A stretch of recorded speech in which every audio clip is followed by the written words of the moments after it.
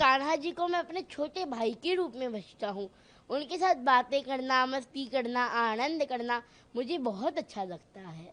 दिवाली तो खुशियाँ मनाने और बांटने का नाम है, लेकिन इस दिवाली इन ट्रोलर्स और यूट्यूबर्स ने मेरी खुशियाँ छीन ली। बाल व्यवस्था में तो गलती हो ही सकती है ना। हनुमान जी भी लपक पड़े थे सूरज को खाने के लिए, बाल व्यवस्था थी। मेरे को तो बहुत गर्व है कि इतने बड़े महाराज जी ने मुझे मूर्ख के रूप में आशीर्वाद स्वरूप ही मैंने पाया। मेरे कान्हा जी को मैं अपने छोटे भाई के रूप में बचता हूँ। उनके साथ बातें करना, मस्ती करना, आनंद करना मुझे बहुत अच्छा लगता है। पिछले दिवाली में बहुत खुश था क्योंकि राम जी ने मुझे अपने घर बुलाया था। मैंने अपनी आंखों से दीपोत्सव देखा था। अयोध्या जी में वर्ल्ड रिकॉर्ड बना था और आप सबको भी दीपोत्सव दिखाया था। लेकिन दिवाली तो खुशियाँ मनाने और बांटने का नाम है, लेकिन इस दिवाली इन ट्रोलर्स और यूट्यूबर्स ने मेरी खुशियाँ छीन ली।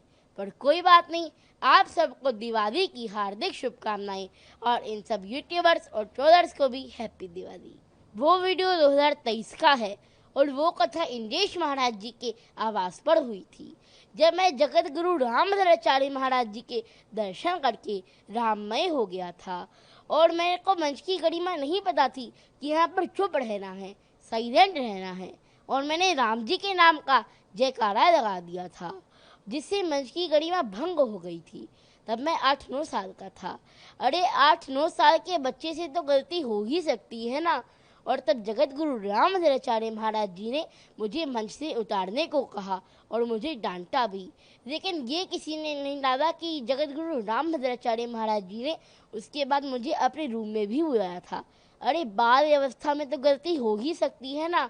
हनुमान जी भी लपक पड़े थे सूरज को खाने के लिए, बाल व्यवस्था थी। उन्होंने मुझे मूर्ख कहा। मेरे को तो बहुत गर्व है कि इतने बड़े महाराज जी ने मुझे मूर्ख के रूप में आशीर्वाद स्वरूप ही मैंने पाया।